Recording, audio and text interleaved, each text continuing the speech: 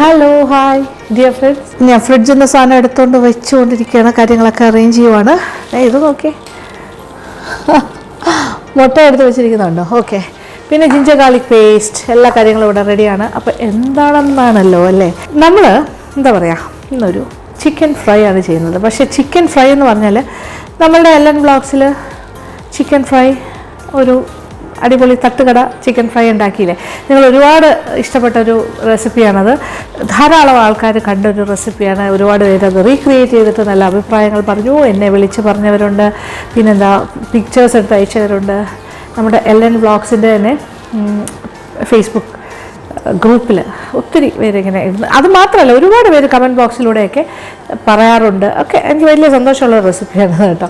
അപ്പോൾ ഇതും ഒരു ചിക്കൻ ഫ്രൈ ആണ്, പക്ഷേ ഇത് അതിൽ നിന്ന് വ്യത്യസ്തമാണെന്ന് പറയുമ്പോൾ ഇൻഗ്രീഡിയൻസ് ഒക്കെ കുറേയൊക്കെ സിമിലറാണ്. കാരണം നമ്മളുടെ നാടൻ കുക്കിംഗ് ആണെങ്കിലും എന്താണെങ്കിലും അത് ഒരുപാട് കാര്യങ്ങൾ സിമിലാരിറ്റി ഉണ്ടാവും. പക്ഷേ ശരിക്കും പറഞ്ഞാൽ ചെറിയ ചെറിയ മാറ്റങ്ങളാണ്. ഇതൊരു സാധാരണ ചിക്കൻ ഫ്രൈ അല്ലല്ലോ. ഇതെന്താ വെച്ചാൽ ചെട്ടിനാട് ചിക്കൻ ഫ്രൈ ആണ്. അപ്പോൾ ചെട്ടിനാട് സ്റ്റൈലിലാണ് നമ്മൾ ചെയ്യുന്നത്. അപ്പം തട്ടുകട ചിക്കൻ ഫ്രൈ അല്ല ഇത് ചെട്ടിനാട് ചിക്കൻ ഫ്രൈ. അപ്പോൾ അതിന് അതിൻ്റേതായ പ്രത്യേകതകളുണ്ട്. വളരെ ടേസ്റ്റിയാണ് കേട്ടോ. അപ്പോൾ ഇതൊരു എന്താ പറയുക, ചിക്കന് ഞാനൊരു 30 പീസസ് ആയിട്ടാണ് കട്ട് ചെയ്തത്. അതിനെക്കാട്ടിലും ചെറിയ പീസ് ഒരു 35 മുറിച്ചാലും കുഴപ്പമില്ല. നിങ്ങൾക്ക് എത്ര സൈസാണ് ഇഷ്ടം അതനുസരിച്ചാണല്ലോ ചെയ്യുന്നത്. അപ്പോൾ ഞാനിപ്പോൾ ഇങ്ങനെ ചെയ്തേ ഉള്ളൂ. ചെയ്ത് നോക്കൂ ഏത് ടൈപ്പാണ് വേണ്ടതെന്ന് നോക്കാം. അപ്പോൾ അതെല്ലാം ഞാൻ റെഡിയാക്കി ഫ്രിഡ്ജിൽ കൊണ്ട് വെച്ചിരിക്കുമായിരുന്നു. അപ്പോൾ അത് എടുത്ത് പുറത്തേക്ക് വെച്ചു. ഇനി ഇതിൻ്റെ ഒരു മാരിനേഷൻ അതാണ് ചെയ്യേണ്ടത്. അപ്പോൾ ഒരുപാട് സമയമൊന്നും കളയുന്നില്ല, നമ്മൾ നേരെ മാരിനേഷനിലേക്ക് പോവുകയാണ്. അത് കാരണം എന്താ വെച്ചാൽ ഇതൊരു 2 മണിക്കൂറെങ്കിലും മാരിനേറ്റഡായി ഇരിക്കുന്നതാണ് നല്ലത്. അപ്പോൾ ഇത് മാരിനേറ്റ് ചെയ്ത് വെച്ചിട്ട് നന്നായിട്ട് മസാലയൊക്കെ പുരട്ടി വെച്ചിട്ട് ഞാൻ എന്ത് ചെയ്യുന്നറിയോ, നല്ലൊരു ക്ലിങ് ഫിലിം കൊണ്ട് അത് റാപ്പ് ചെയ്തിട്ട് ഫ്രിഡ്ജിൻ്റെ താഴത്തെ തട്ടിൽ വെച്ച് എന്നിട്ട് 2 hours ഇങ്ങനെ ഞാൻ കറങ്ങി നടക്കും. എനിക്ക് ഒരുപാട് കാര്യങ്ങൾ വേറെ ചെയ്യാമല്ലോ. അതെല്ലാം കഴിഞ്ഞിട്ട് ഞാൻ തിരിച്ച് വന്നിട്ടായിരിക്കും ഫ്രൈ ചെയ്ത് കാണിക്കുന്നത്. ഫ്രൈ ചെയ്താലും തീരുന്നില്ല, ഫ്രൈ ചെയ്തിട്ട് പിന്നെയുണ്ട് കാര്യങ്ങൾ. അത് ഞാൻ ആ സമയത്ത് പറഞ്ഞുതരാം. ഓക്കെ. അപ്പോൾ നമ്മൾ കുറേ സാധനങ്ങളൊക്കെ എടുത്ത് വയ്ക്കാം. ആവശ്യമുള്ള കാര്യങ്ങളൊക്കെ ഞാനൊന്ന് അറേഞ്ച് ചെയ്യട്ടെ. ഇതെൻ്റെ ബുക്കിലുള്ളതാണ് കേട്ടോ ഈ റെസിപ്പിയും. ഇത് സെക്കൻഡ് ബുക്കിൽ ഈ മുഖചിത്രമുള്ള ബുക്കിലാണ്. ചെട്ടിനാട് ചിക്കൻ ഫ്രൈ എന്നാണ് എഴുതിയിരിക്കുന്നത്. ഓക്കെ. ചെട്ടിനാട് സ്റ്റൈൽ കുക്കിംഗ് എന്ന് പറഞ്ഞാൽ വളരെ ഡിഫറെൻ്റാണ്. അതിൽ കുറച്ചുകൂടി ശരിക്കും ചെട്ടിനാട് സ്റ്റൈൽ വെച്ച് ഇച്ചിരി നല്ല സ്പൈസിയാണ്. പിന്നെ നമുക്ക് ഇഷ്ടപ്പെടുന്ന ഒരു രീതിയാണ്. തേങ്ങയൊക്കെ അരയ്ക്കുന്ന ഒരുപാട് റെസിപ്പീസ് ഉണ്ട്, വറുത്തരയ്ക്കുന്നതുണ്ട്. പിന്നെന്താ പറയുക, അതിൽ കുറേ കാര്യങ്ങളുണ്ട്. അതിൻ്റെ മസാലയിൽ തന്നെ കുറച്ച് വ്യത്യാസമുണ്ട്. കുറച്ച് ചില കാര്യങ്ങളൊക്കെ എക്സ്ട്രാ ചേർക്കും ചില ആൾക്കാർ. ഓക്കെ. അപ്പോൾ ഇനി എന്താ ചെയ്യേണ്ടതെന്ന് വെച്ചാൽ കുറേ കാര്യങ്ങൾ നമ്മൾ ഇതിലേക്ക് മാറ്റാൻ പോകണം. അതായത് അതേ നോക്കിക്കോളൂ, ഇഞ്ചി അരച്ചത്, വെളുത്തുള്ളി അരച്ചത് എല്ലാം ഞാൻ എടുത്ത് വെച്ചിട്ടുണ്ട്. 1.5 ടേബിൾ സ്പൂൺ ഈച്ചാണ് ചേർക്കാൻ പോകുന്നത്. പിന്നെ അത് കഴിഞ്ഞിട്ട് മുളക് പൊടി വേണം, അത് പിരിയാൻ മുളകിൻ്റെ പൊടി, അതും 1.5 ടേബിൾ സ്പൂൺ ചേർക്കും. അപ്പോൾ ആദ്യം എന്താ ചെയ്യുന്നത് നോക്കിക്കോളൂ. കുറച്ച് 1.5 ടേബിൾ സ്പൂണോളം ഇഞ്ചി അരച്ചത് ചേർക്കാം. ഇതെല്ലാം കൂടി ഒരു പാത്രത്തിലേക്ക്. ഇതും 1.5. ഓക്കെ. മുളക് പൊടി, പിരിയൻ മുളകിൻ്റെ പൊടിയാണ്, അത് 1.5 ടേബിൾ സ്പൂണാണ് വേണ്ടത്. അതായത് 1.5 ടേബിൾ സ്പൂൺ എന്ന് പറയുമ്പോൾ നമ്മുടെ 3 ടീസ്പൂണാണേ. ഓക്കെ. അതാണ് വേണ്ടത്. അപ്പോൾ ഇത് 3 ടീസ്പൂണായപ്പോൾ 1 ടേബിൾ സ്പൂണായി. ഇനി ഒരു 1.5 ടീസ്പൂണും കൂടി ഇടുമ്പോൾ കറക്റ്റ് 1.5 ടേബിൾ സ്പൂണായി മാറും. ഓക്കെ. ഇതിപ്പോൾ 1.5 ടേബിൾ സ്പൂൺ. 1/2 ടീസ്പൂൺ മഞ്ഞൾപ്പൊടി ചേർക്കാം. നോക്കിക്കോളൂ. ഗരം മസാലയുടെ പൊടി ഞാൻ 1 ടീസ്പൂൺ ചേർക്കും. 1 ടീസ്പൂൺ ഫുൾ. പ്രധാനപ്പെട്ട കാര്യമാണ്. ഇത് നോക്കൂ, കോൺഫ്ലവർ എന്താ ചെയ്തു എന്നറിയാം. ഇതിൽ ഈ കീടങ്ങളൊന്നും ചെറിയ ചെറിയ പ്രാണികൾ വരാണ്ടിരിക്കാനായിട്ട് ബേ ലീഫ് ഇട്ട് വെച്ചിരിക്കുക. ഒരു എന്താ പറയുക ടിപ്പാണ്. ബേ ലീഫ് ഇട്ട് വെച്ച് കഴിഞ്ഞാൽ മാവിലൊന്നും ചെറിയ പ്രാണികളൊന്നും കയറില്ല. അപ്പോൾ നമുക്കിനി 2 ടേബിൾ സ്പൂൺ കോൺഫ്ലവർ, അതും നിറച്ചെടുക്കുക. ഹിറ്റ്. പിന്നെ 2 പൊടികളും കൂടി വേണം. അതായത് ഒന്ന് കടലമാവ് 1 ടേബിൾ സ്പൂൺ മതി. 1 ടേബിൾ സ്പൂൺ കടലമാവൊക്കെ സാധാരണ നമ്മൾ പക്കോടാസ് ബജീസ് ഒക്കെ അല്ലേ കൂടുതൽ ചേർക്കുന്നത്. ഇനി അരിപ്പൊടി. വറുത്ത പൊടി വേണമെന്ന് നിർബന്ധമില്ല, സാധാരണ പച്ചപ്പൊടിയായാലും മതി. 1 ടേബിൾ സ്പൂൺ, അതും 1 ടേബിൾ സ്പൂൺ. അപ്പോൾ കടലമാവും അരിപ്പൊടിയും ഒരേ ക്വാണ്ടിറ്റി. കോൺഫ്ലവർ 2 ടേബിൾ സ്പൂൺ, അതിൻ്റെ ഡബിൾ ചേർത്തു. അപ്പോൾ ഇത്രയും കാര്യങ്ങളായല്ലോ. ഇനി ഒരു മുട്ട വേണം. പിന്നെ എന്ത് വേണം, ഉപ്പ്, കുറച്ച് ഉപ്പ് കൂടി ചേർക്കാം. ഉപ്പ് ചേർത്തു. ഇനി ഒരു മുട്ട ഞാൻ സ്റ്റാൻഡിൽ വെച്ചിരിക്കുമായിരുന്നു. അതേ നോക്ക് എന്ത് കംഫർട്ടബിളാന്ന് നോക്ക്, ഉരുണ്ട് പോയില്ലല്ലോ. ഒരു മുട്ടയും കൂടി ഒഴിക്കാം അകത്തേക്ക്. നോക്കിക്കോളൂ, എല്ലാ കാര്യങ്ങളുമായി 1 egg. ഇനി പ്രധാനമായിട്ട് ഇതെല്ലാം കൂടെ ഒരു മിക്സിങ്. ഇതിലേക്ക് ചിക്കൻ്റെ പീസസ് അതും കൂടി ഇട്ടിട്ട് മാരിനേഷൻ നന്നായിട്ട് തേച്ച് പിടിപ്പിച്ചെടുക്കണം. ചിക്കനിലൊരു ഈർപ്പമൊക്കെ ഉണ്ടാവുമല്ലോ.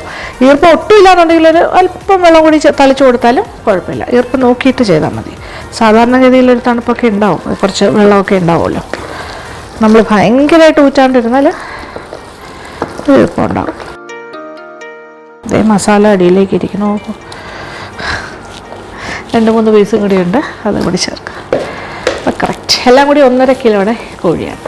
ഞാനിതിപ്പോൾ 30 പീസസ് ആയിട്ടാണ് മുറിച്ചത്. 30 to 35 പീസസ് ആണ്. ഒരു 5 മിനിറ്റ് നമ്മളിങ്ങനെ നന്നായിട്ട് കൈ കൊണ്ട് തിരുമ്മി ചേർക്കാം. ഓക്കെ, എൻ്റെ പൊടികളൊക്കെ ഞാൻ തിരിച്ച് വയ്ക്കട്ടെ. അപ്പോൾ ഉപ്പൊക്കെ പാകത്തിന് കറക്റ്റായിട്ട് ചേർക്കണം. അത് നമ്മൾ എന്താ പറയുക, മസാല മിക്സ് ചെയ്യുമ്പോൾ തന്നെ ഉപ്പ് നോക്കണം, അതാണ് നല്ലത്. അല്ലെങ്കിൽ ചിക്കൻ മിക്സ് ചെയ്ത് കഴിഞ്ഞിട്ട് നമുക്ക് ഉപ്പ് നോക്കാൻ പറ്റില്ലല്ലോ. പച്ച ചിക്കനല്ലേ, പച്ച ഇറച്ചിയല്ലേ, അൺഹൈജീനിക്കാണ്. അത് കഴിഞ്ഞിട്ട് നമ്മൾ ചെയ്യുകയാണെങ്കിൽ ഉപ്പ് നോക്കലൊക്കെ ബിഫോർ ആഡിങ് ചിക്കൻ ചേർക്കുന്നതിന് മുന്നേ. അപ്പോൾ ഇങ്ങനെ ഓരോ പീസിലും നന്നായിട്ട് ആ മസാല പിടിച്ച് തേച്ച് നല്ലതായിട്ട് മിക്സ് ചെയ്യണം. അങ്ങനെ ഒരുപാട് ലൂസായിട്ട് വാട്ടറി ആയിട്ടല്ല ചെയ്യുന്നത്. നോക്കിയേ, കണ്ടല്ലോ, അതിലൊരു ഈർപ്പം ഉണ്ടായിരുന്നു ആ മുട്ടയുടെയൊക്കെ. പിന്നെ നമ്മുടെ ചിക്കനിൽ ഇങ്ങനെ ചെറിയൊരു ഈർപ്പം ഉണ്ടായിരുന്നു. ഞാൻ നന്നായിട്ട് ഊറ്റി വെച്ച ചിക്കനാണ്, അത് കാരണം ചെറിയൊരു ഈർപ്പമേ ഉണ്ടായിരുന്നുള്ളൂ.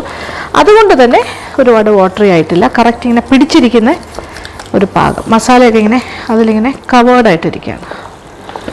ഓക്കെ, ഇത്ര മതി. ഇനി എന്താ, ഇനി വെയിറ്റിംഗ് ടൈം. അപ്പോൾ ഇനി ഒരു ക്ലിങ് ഫിലിം കൊണ്ട് കവർ ചെയ്യുന്നു. എന്നിട്ട് ഫ്രിഡ്ജിൻ്റെ താഴത്തെ തട്ടിൽ ഞാൻ വെക്കാൻ പോവാണ്. അല്ലെങ്കിൽ പുറത്തിരുന്നാലും മതി, ഒരു 1 hour ഒക്കെ ആണെങ്കിൽ പുറത്തിരുന്നാൽ മതി. അപ്പോൾ 2 hours നമ്മൾ വെയിറ്റ് ചെയ്യല്ലേ. 2 hours ആയതുകൊണ്ട് എനിക്ക് തോന്നുന്നു ഞാൻ ഫ്രിഡ്ജിൻ്റെ താഴത്തെ തട്ടിലിരിക്കുന്നതായിരിക്കും സേഫ്. പിന്നെ 2 എന്നുള്ളത് 3 മണിക്കൂറോ 4 മണിക്കൂറോ എത്രയായാലും ഓവർനൈറ്റ് മാരിനേഷൻ എന്നല്ലാണ്. ഇപ്പോൾ നമ്മൾ വൈകുന്നേരം ഇങ്ങനെ മിക്സ് ചെയ്തിട്ട് ഫ്രിഡ്ജിൻ്റെ താഴത്തെ തട്ടിൽ ഇങ്ങനെ നന്നായിട്ട് കവർ ചെയ്തിട്ട് വെച്ച് കഴിഞ്ഞാൽ പിറ്റേ ദിവസം ഇഷ്ടമുള്ള സമയത്ത് എപ്പോൾ വേണമെങ്കിലും എടുത്ത് ഫ്രൈ ചെയ്യാം. അപ്പോൾ നല്ല മാരിനേറ്റ്. അപ്പോൾ ഫ്രൈ ചെയ്യുന്നതിന് ഒരു 1/2 മണിക്കൂർ മുന്നേ എടുത്ത് വെളിയിൽ വയ്ക്കണം, ആ തണുപ്പൊന്ന് മാറാനായിട്ട്. എന്നിട്ട് ഫ്രൈ ചെയ്ത് തുടങ്ങും. ഓക്കെ, ഇത്രേ ഉള്ളൂ, സിമ്പിൾ. ആദ്യത്തെ സ്റ്റേജ് കഴിഞ്ഞു. കൈ കഴുകിയിട്ട് വരാം. ക്ലിങ് ഫിലിം കൊണ്ട് റാപ്പ് ചെയ്യാം.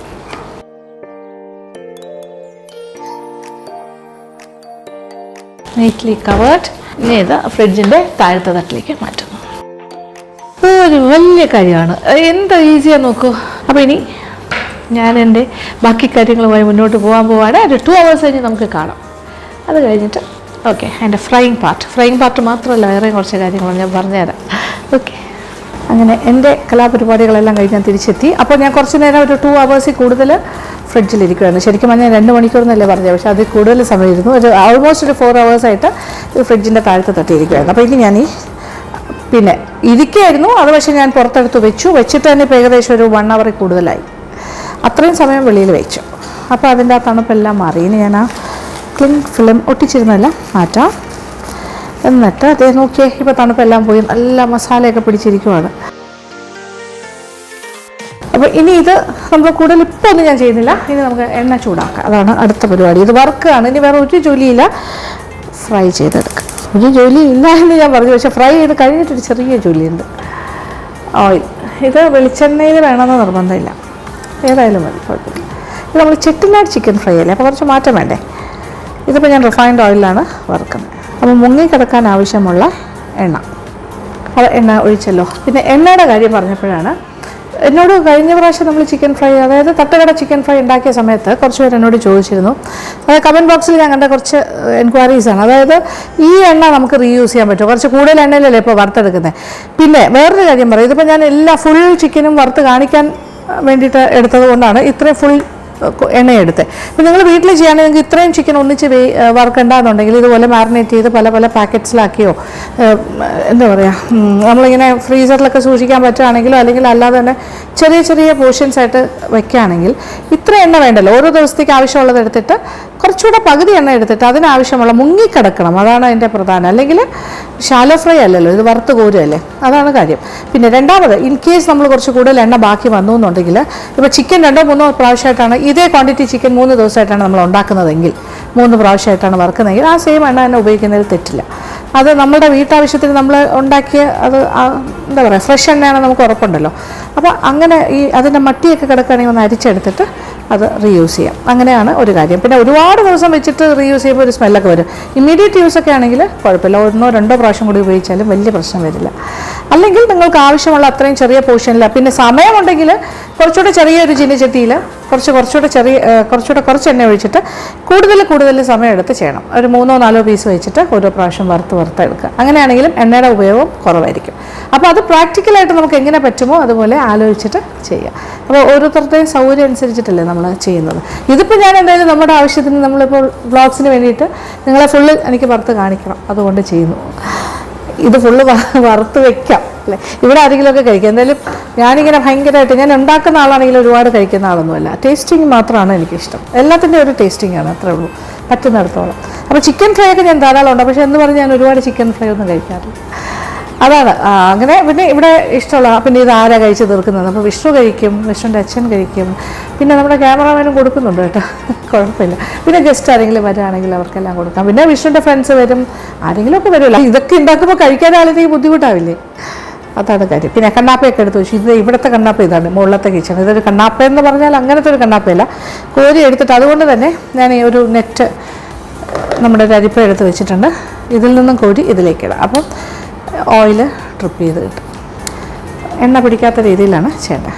അപ്പോൾ ഇനി ഞാൻ കാണിക്കും. ഇനി ഞാൻ കൈ ഇതിനകത്തേക്ക് ഇടാൻ പോവുകയാണ്. നമ്മളൊന്ന് മിക്സ് ചെയ്യാം, എന്നിട്ട് ഒന്നുകൂടി ഒന്ന് നന്നായിട്ട് മിക്സ് ചെയ്യാം. ഞാൻ ജസ്റ്റ് ഒന്ന് കൈ ഒന്നുകൂടി കഴുകിയിട്ട് വരാം.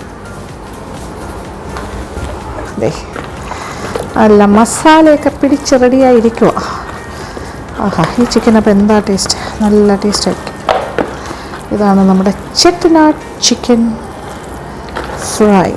എണ്ണ ചൂടാവട്ടെ, നല്ല ചൂടായി കഴിഞ്ഞിട്ട് തീ ഒന്ന് ക്രമീകരിച്ചിട്ട് കുറച്ചുകൂടി ഒന്ന് ഡൗൺ ആക്കണം. ഒരു മോഡറേറ്റ് ഹീറ്റാക്കിയിട്ട് നമ്മൾ കഷ്ണങ്ങൾ ഇട്ട് കൊടുക്കണം. കാര്യം അല്ലെങ്കിൽ പെട്ടെന്ന് കരിഞ്ഞു പോവും, അകം വൈകില്ല. ഇത് പെട്ടെന്ന് വേഗം ചെയ്യും.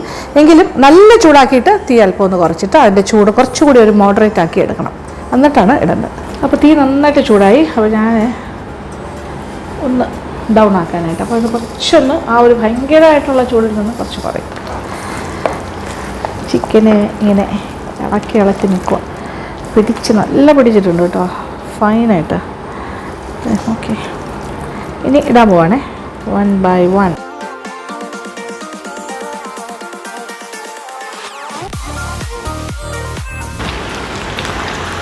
അതായത് ഇത് വറുത്ത് മൂത്ത് വരുമ്പോൾ ചുരുങ്ങും, അപ്പോൾ കുറച്ചുകൂടെ സ്പേസ് കിട്ടും. എങ്കിലും ഞാനിപ്പോൾ ഉദ്ദേശിക്കുന്നത് 2 പ്രാവശ്യമായിട്ട് വറുത്ത് വരാം. നടുക്ക് കുറച്ച് സ്ഥലം കാണുന്നുണ്ട്, ഇപ്പോൾ ചെറിയ പീസ് ഇടാം. ഇനി ഇത് ഇപ്പോൾ ഞാൻ ചെറിയ രീതിയിലിട്ടിരിക്കുന്നത്, കാര്യം ഭയങ്കര ചൂടായി കിടക്കും. അപ്പോൾ ഒന്ന് പെട്ടെന്ന് ക്രമീകരിക്കാം. ഇച്ചിരി ഒരല്പം കഴിഞ്ഞിട്ട് മീഡിയം ഫ്ലെയിമിലേക്ക് ഞാൻ മാറ്റും. അതിൻ്റെ അത്താള ഇങ്ങനെ കുറഞ്ഞു വരുന്നു എന്ന് തോന്നുമ്പോൾ മീഡിയം ഫ്ലെയിമിലേക്കാക്കും. അതായത് ലോ ഫ്ലെയിമിൽ നിന്നും കുറച്ചുകൂടി കൂട്ടി കൊടുക്കും. അങ്ങനെയാണ് ചെയ്യേണ്ടത്. അപ്പോൾ നന്നായിട്ട് വെന്ത അത് പാകത്തിന്. ഞാൻ ഇനി ഇച്ചിരി തീ കൂട്ടാൻ പോകുന്നു, അതെളുപ്പം. അപ്പോൾ എപ്പോഴും ഒരു കൺസിസ്റ്റൻ്റ് ആയിട്ടൊരു നല്ല ചൂട് വേണം. ഒരുപാട് ഓവർ ചൂടുമല്ല, തീരെ കുറവുമല്ല. തീ കുറഞ്ഞു പോയാൽ എണ്ണ കുടിക്കുന്ന ഒരു രീതിയാണ്. പിന്നെ അത് ഒരു പ്രാവശ്യം കൂടി വറുക്കാനുള്ളതല്ലേ ഉള്ളൂ. കറക്റ്റാണ്. അപ്പോൾ ഞാൻ 30 പീസായിട്ടാണ് ഇത് മുറിച്ചത്. പക്ഷെ വേണമെങ്കിൽ അത് 35 പീസാക്കിയാലും കുഴപ്പമില്ല, കുറച്ചുകൂടി ചെറിയ പീസസായിട്ട് കിട്ടും. ഇതിലിപ്പോൾ ഞാൻ ആർട്ടിഫിഷ്യൽ കളേഴ്സ് ഒന്നും ചേർത്തിട്ടില്ല. നമ്മൾ റെഡ് കളർ എന്താ പറയുക, ഫുഡ് കളറൊന്നും ചേർത്തിട്ടില്ല. ഇപ്പോൾ നാച്ചുറൽ കളർ എന്താണോ അത് മാത്രമേ കിട്ടുള്ളൂ. പിന്നെ ഒരു പ്രധാന കാര്യം എന്ന് പറഞ്ഞാൽ, നമ്മൾ ചിക്കനൊക്കെ ഫ്രൈ ചെയ്യുമ്പോൾ ഇങ്ങനെ എണ്ണയിലിട്ട് കഴിഞ്ഞിട്ട് ഉടനെ ഒന്നും ഇളക്കരുത്.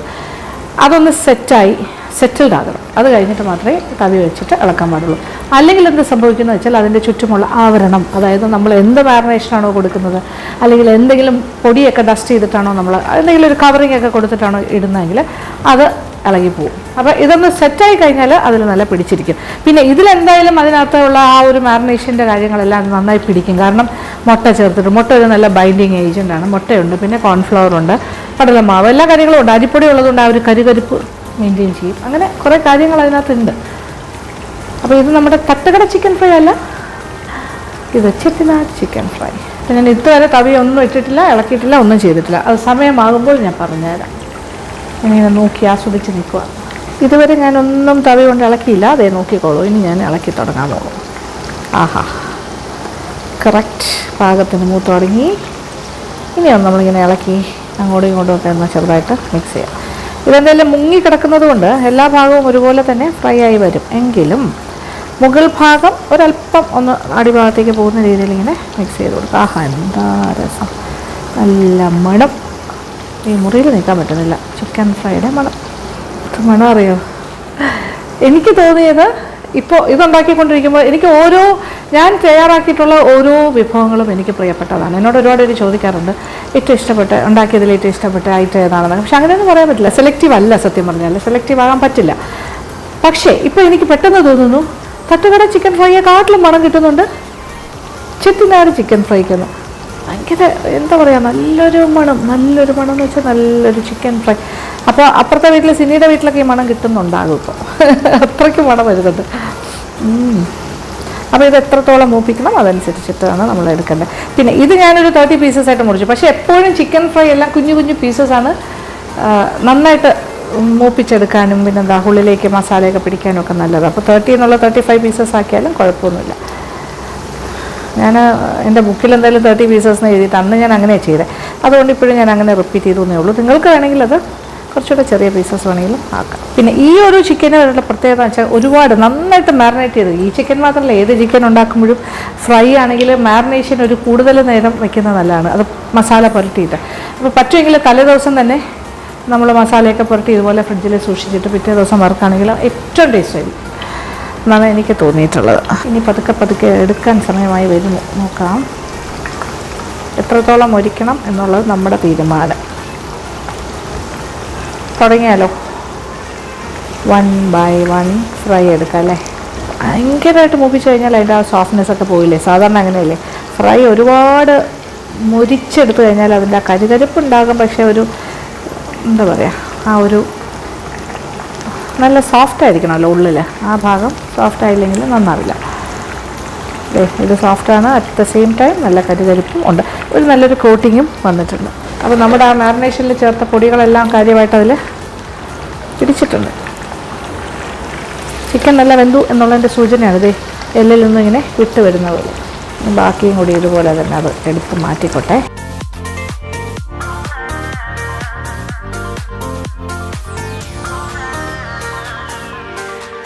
അപ്പോൾ ഫസ്റ്റ് ലോട്ടെല്ലാം ഞാൻ എടുത്തല്ലോ. ഇനി എണ്ണയുടെ ചൂടിപ്പോൾ ഇച്ചിരി ഒന്ന് ഡൗൺ ആവും. കാര്യം ഇത്ര നേരം അതിൽ ഇങ്ങനെ ഇറച്ചിയിട്ട് മൂപ്പിച്ചുകൊണ്ടിരിക്കുമല്ലോ. അപ്പോൾ ഇച്ചിരി ഒരു അല്പസമയം കൊടുക്കും, ഒരു 5 മിനിറ്റ് സമയം വീണ്ടും ഒന്ന് അതിൻ്റെ ചൂട് നന്നായിട്ട് കയറി വരാനായിട്ടുള്ള ടൈം കൊടുക്കണം. എന്നിട്ടാണ് ഇനി അടുത്ത സെറ്റ് ഇടാണ്ട്. അല്ലെങ്കിൽ നമ്മൾ എടുത്ത ഉടനെ ഇട്ട് കഴിഞ്ഞാൽ ചൂട് ഇച്ചിരി കുറഞ്ഞിരിക്കുന്ന സമയമായിരിക്കും. ഇപ്പോൾ ചൂട് കയറാനുള്ളൊരു ടൈം കൊടുക്കണം. വീണ്ടും നന്നായിട്ട് ഹീറ്റാകണം. കാര്യം ഇത്രയും വറുത്ത് കഴിഞ്ഞപ്പോൾ അതിൻ്റെ ഹീറ്റ് ഒന്ന് ഡൗൺ ആയിരിക്കുന്ന സമയമല്ല. അപ്പോൾ അതിനൊരു സ്പേസ് കൊടുക്കുക, ഇച്ചിരി ഒന്ന് വീണ്ടും ചൂടായി വരാൻ.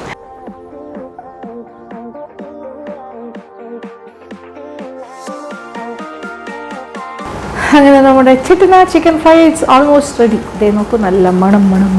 ഞാനിങ്ങനെ മണമൊക്കെ ആസ്വദിച്ച് നിന്ന് ഉണ്ടാക്കിക്കൊണ്ടിരിക്കുകയാണ്. ഇപ്പം ഞാൻ ശരിക്കും ഓർമ്മിക്കുന്നത് എന്താ വെച്ചാൽ നമ്മുടെ തട്ടുകട ചിക്കൻ ഫ്രൈ ഉണ്ടാക്കിയ ദിവസം രേഷ്മ വന്നത് ഓർക്കുന്നില്ലേ? യാദൃശ്യമായിട്ടാണ് രേഷ്മ വന്നത്. അപ്പോൾ അതുകൊണ്ടൊരു കമ്പനി ഉണ്ടായിരുന്നു. ആരുമില്ല, ഞാൻ ഒറ്റയ്ക്ക് കഴിച്ചു നോക്കുന്നത്. ഞാൻ തന്നെ കഴിച്ചു നോക്കി നിങ്ങളോട് അതിൻ്റെ അഭിപ്രായമൊക്കെ പറയാം, രുചിയെല്ലാം പറഞ്ഞുതരാം.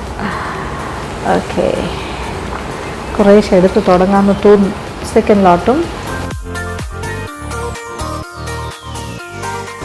നോക്കും, ഇങ്ങനെ വെന്തിട്ട് ഇങ്ങനെ വിട്ട് വരുന്നത് എന്ത് സോഫ്റ്റ് അറിയോ? വെരി സോഫ്റ്റ്, ഉള്ളിലൊക്കെ നല്ല സോഫ്റ്റാണ്.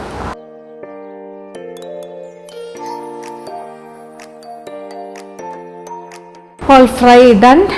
ഇനി ഇത് ചെട്ടിനാട് ചിക്കൻ ഫ്രൈ ആണ്. അപ്പോൾ അതിൻ്റെതായ മാറ്റങ്ങൾ ഉണ്ടാവണ്ടേ? അപ്പോൾ വെറും ഫ്രൈ ആയി പോകുമല്ലോ അല്ലെങ്കിൽ. അപ്പോൾ ഇനി ഈ അടുപ്പ് തന്നെ ഞാനിത് മാറ്റിയിട്ടൊരു കാര്യം ചെയ്യാൻ പോവാണേ. ഇനി ചെറിയൊരു ഇനി ചെറിയൊരു പ്രോസസ്സ് ഉണ്ട്. അതെന്താ അറിയോ? ഈ എണ്ണയിൽ നിന്ന് തന്നെ കുറച്ച് എണ്ണ ഞാൻ മറ്റൊരു പാത്രത്തിലേക്ക് എടുത്തിട്ട് ചെറിയൊരു എന്താ വഴറ്റൽ, ഒരു മൂപ്പിക്കൽ. അതായത് പച്ചമുളക് ഇതെടുത്ത് വെച്ചിട്ടുണ്ട്, പച്ചമുളകുണ്ട്, ഒരു സവാളയും ഒരു 1-2 പച്ചമുളക് എടുക്കുക, അത് നമ്മളുടെ ഇഷ്ടമാണ്. ചെറുതായിട്ടൊന്ന് അരിയട്ടെ. ആദ്യം സവാള അരിയാം ചെറുതായിട്ട്. അപ്പോൾ ഉള്ളി ഇങ്ങനെ ചെറുതായിട്ട് ഫൈനലി ചോപ്റ്റ് ചെയ്ത് പച്ചമുളക് 1-2 ആകാം, അതിങ്ങനെ നീളത്തിന് അരിഞ്ഞിട്ടാൽ മതി. പക്ഷേ ഇതിപ്പോൾ നല്ല നീളം ഉള്ള പച്ചമുളകാണ്, കുറച്ച് വലിപ്പം കൂടുതലാണ്, സാരമില്ല. വേണമെങ്കിൽ അതിനെ നമുക്ക് 2 ആക്കാം. ഓക്കെ, വേണം വേണ്ട ഒരു കാര്യം ചെയ്യാം, ഒരെണ്ണം ഇങ്ങനെ കിടക്കട്ടെ, ഒരെണ്ണത്തിന് ഞാൻ 2 ആക്കാൻ പോകും. ഓക്കെ, അപ്പോൾ കുറച്ചുകൂടി ഒരു കോമ്പാക്റ്റായി. ഇത്രയേ ഉള്ളൂ. Oh fine. വീണ്ടും ഒരു പുതിയ പാത്രമാണ് കേട്ടോ, നല്ല തിക്ക്, നല്ല കട്ടിയുള്ള പാത്രം. ഇനി ഈ സെയിം എണ്ണ, അതായത് നമ്മൾ ചിക്കൻ വറുത്ത അതേ എണ്ണയിൽ നിന്നും തന്നെ ഒരല്പം 1 ടേബിൾ സ്പൂൺ എണ്ണ എടുത്തിട്ട് ഇതിലോട്ട് ഒഴിക്കണം. നല്ല ചൂടായി കിടക്കല്ലേ, 1-1.5 ടേബിൾ സ്പൂൺ ആയാലും കുഴപ്പമില്ല, നല്ല ചൂടായിട്ട് തന്നെ കിട്ടും. ആൻഡ് എന്തൊക്കെയാണ് ചെയ്യേണ്ടത്? കടുക്, ആദ്യം ഒരല്പം കടുക് ചേർക്കാം. 1 ടീസ്പൂണോളം കടുകിട്ട് പൊട്ടിക്കാം. അതിലേക്കാണ് നമ്മൾ സവാളയും കൂടി ചേർത്ത പച്ചമുളകും കറിവേപ്പിലയും കൂടി ഇതിനകത്ത് ഇടാം കേട്ടോ.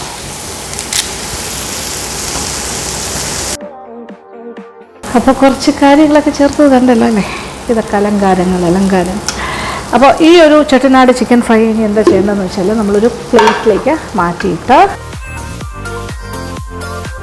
ഒരുപാട് വലിയ പീസൊന്നും അല്ല കേട്ടോ, അതേ നോക്കിയേ, ചില പീസ് മാത്രമേ ഇച്ചിരി വലിപ്പം തോന്നുന്നേ ഉള്ളൂ, ചെറിയ പീസസും ധാരാളം ഉണ്ട്. 30 പീസ് എന്ന് പറഞ്ഞാൽ വലിയ കുഴപ്പമില്ല. ഓക്കെ, ഇത്രയേ ഉള്ളൂ. നോക്കൂ, ഇതിൻ്റെ നിറമൊക്കെ ഒന്ന് മാറണം. ഇങ്ങനെ ചെറുതായിട്ടൊന്ന് വാടി നിറം മാറാൻ തുടങ്ങി. ഇനി ഇതിലേക്ക് ഒരല്പം, ഒരു അര മുതൽ 3/4 ടീസ്പൂൺ വരെ ആകാം കുരുമുളകിൻ്റെ പൊടി. ഇത് ഓഫ് ചെയ്യാം. ഓക്കെ, നല്ല ചൂടായി കിടക്കുവാണ്, അപ്പോൾ നന്നായിട്ട് മുരിഞ്ഞോളും. ഒരല്പം ഉപ്പും കൂടി വേണമെങ്കിൽ ഇതിലേക്ക്, ഇതിന് ആവശ്യമുള്ള ഉപ്പ് അത്രേ ഉള്ളൂ. ഒരു 1/4 ടീസ്പൂൺ, 1/4 ടീസ്പൂൺ തന്നെ വേണ്ട, നോക്കിയിട്ട് 1 നുള്ളോ 2 നുള്ളോ, ഇത്രേ ഉള്ളൂ. ഇനി എന്താ ചെയ്യുന്നതെന്ന് വെച്ചാൽ, അപ്പോൾ അത് മൂത്തു, ആ മുളക് പൊടിയും ഇതിൻ്റെ കൂടെ കിടന്ന് മൂത്തു, നല്ല ചൂടായി കിടക്കുകയായിരുന്നു. ഇനി വേണ്ട കാര്യം, എടുത്തു വെച്ചില്ലേ നമ്മൾ ചിക്കൻ ഫ്രൈ, അതിൻ്റെ മുകളിലായിട്ട് ഇങ്ങനെ ഇട്ട് കൊടുക്കണം. അലങ്കാരം മാത്രമല്ല, നല്ല മണവുമാണിത്. നല്ല മണം. ഈ ചിക്കൻ ഫ്രൈയെ കുറച്ചുകൂടി ടേസ്റ്റിയറാക്കും. അപ്പോൾ ഞാൻ എങ്ങനെയാണ് ചെട്ടിനാട് ചിക്കൻ ഫ്രൈ ഉണ്ടാക്കിയെന്ന് കണ്ടല്ലോ. വളരെ സിമ്പിൾ റെസിപ്പിയാണ്, പക്ഷേ ഭയങ്കര പവർഫുൾ റെസിപ്പിയാണ്. പവർഫുൾ എന്ന് പറയുമ്പോൾ ടേസ്റ്റിൻ്റെ കാര്യത്തിൽ ഒന്നാമനായിട്ട് വരും. നമ്മുടെ തട്ടുകട ചിക്കൻ ഫ്രൈയെ വെല്ലുന്ന ഒരു ചിക്കൻ ഫ്രൈ ആണ് ഈ ചെട്ടിനാട് ചിക്കൻ ഫ്രൈ. ഏറ്റവും സിമ്പിളാണ്, ചെയ്യാൻ ഒരു പാടില്ല. പക്ഷേ ഏറ്റവും ശ്രദ്ധിക്കേണ്ട ഒരു കാര്യം, മാരിനേഷൻ കഴിഞ്ഞിട്ട്, ഞാനൊരു 2 hours 3 hours 4 hours എന്നൊക്കെ പറഞ്ഞാലും നിങ്ങൾ ചെയ്യുമ്പോൾ സമയമെടുത്ത് ചെയ്യുന്നതാണ് നല്ലത്. അതായത് തലേദിവസം തന്നെ മാരിനേറ്റ് ചെയ്തിട്ട് വെച്ചിട്ട് ചെയ്യുകയാണെങ്കിൽ ഏറ്റവും നല്ലത്. പിറ്റേ ദിവസം അല്ലെങ്കിൽ തന്നെ രാവിലെ ചെയ്ത് വെച്ചിട്ട് വൈകുന്നേരം ചെയ്യുക. അങ്ങനെ ഒരു 5-6 hours എങ്കിലും കൊടുക്കുക മിനിമം. അതാണ് ഏറ്റവും നല്ലതെന്ന് എനിക്ക് തോന്നുന്നു. ഉള്ളിലേക്കൊക്കെ നല്ല പിടിക്കും. പിന്നെ ഈ അവസാനത്തെ ഈ ഒരു പരിപാടിയൊക്കെ ഉണ്ടല്ലോ, നമ്മളിങ്ങനെ താളിച്ചിടുന്ന പോലെ, അതൊക്കെ ഇതിന് ഭയങ്കരമായിട്ട് ടേസ്റ്റ് കൂടുന്നതാണ്. ഞാൻ വെറുതെ പറയുന്നതല്ല, ഇവിടെ മുഴുവൻ ഭയങ്കര മണമാണ്. ഈ ലാസ്റ്റ് താളിക്കലെന്ന് പറഞ്ഞാൽ അത് അതിലും മണമാണ്. എന്ത് ചെയ്യണമെന്ന് അറിയില്ല. പിന്നെ ഇനി ടേസ്റ്റ് ചെയ്ത് കാണണ്ടേ? ഓക്കെ, ഞാൻ കാണിച്ചാൽ എങ്ങനെയാണ്. ചെറിയൊരു പീസ് എടുക്കാം.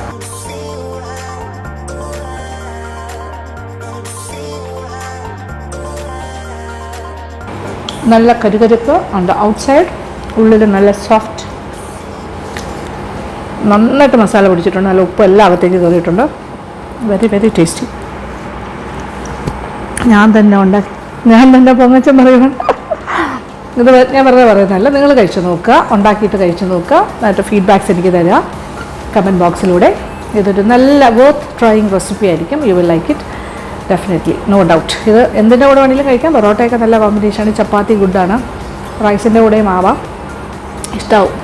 അപ്പോൾ ഇനി ആര് കഴിക്കും എന്നുള്ളൊരു ക്വസ്റ്റ്യൻ ഉണ്ടല്ലോ അല്ലേ? എല്ലാവരും കഴിക്കും. ഇതിനെ മണം അടിച്ചിട്ട് വിഷ്ണുവൊക്കെ ഇപ്പോൾ താഴെ നിന്ന് കയറി വരും എന്നാണ് തോന്നുന്നത്. പക്ഷേ നമുക്ക് സമയമില്ല, നമ്മൾ എന്തായാലും അവർ വേറെ എന്തോ പല കാര്യങ്ങളായിട്ട് നിൽക്കുവാണ്. ഇത് ഞാൻ താഴേക്ക് കൊണ്ടുപോകും, പക്ഷേ നിമിഷ നേരം കൊണ്ട് തന്നെ തീരുമെന്ന് യാതൊരു സംശയവും വേണ്ട. ടേസ്റ്റിയാണ് അത്രയ്ക്ക്. അപ്പോൾ എന്തായാലും ഫീഡ്ബാക്സിലൂടെ ഞാൻ നിങ്ങളുടെ എല്ലാ വിശേഷങ്ങളും അറിയാം. പിന്നെ LN വ്ളോഗ്സിൻ്റെ ഫേസ്ബുക്ക് ഗ്രൂപ്പിലും ഫോട്ടോസും വീഡിയോസും ഒക്കെ പോസ്റ്റ് ചെയ്യുക. സന്തോഷം. Okay, thank you for watching and keep on watching Lakshmi Nair vlogs.